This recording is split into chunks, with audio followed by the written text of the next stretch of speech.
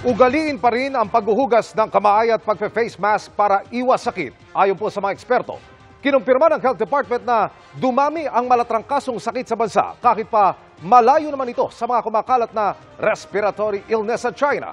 Nakatutok si Marisol Abduraman. Isang linggo nang inuubo at sinisipon ang 3 taong gulang na anak ni Venus. Huminga, tapos nahirapan din po siya sa kumain kasi masakit po yung lalamunan niya eh. Nahirapan po siya eh, pati ako nahirapan din eh, nakakatulog.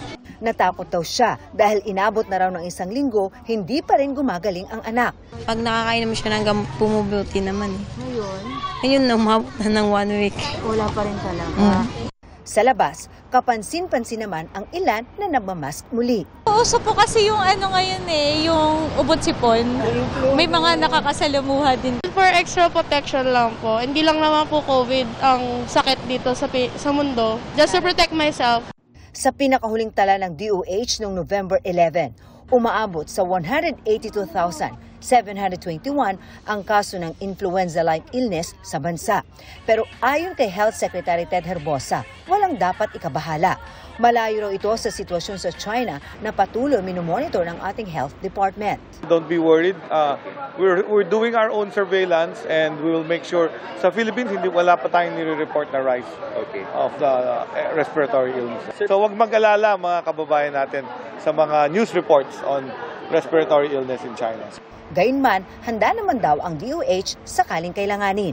Our hospitals are now ready. After our experience with COVID-19, of course, we'll be able to field as soon as there are rise of cases going to our emergency department. Ang Philippine Federation of Professional Associations nananawagan din sa publiko na gawin ang minimum health standards para iwas sakit.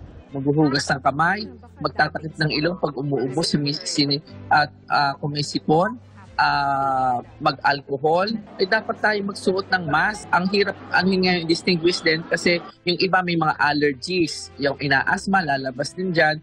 Kaya dapat magpakonsulta sila.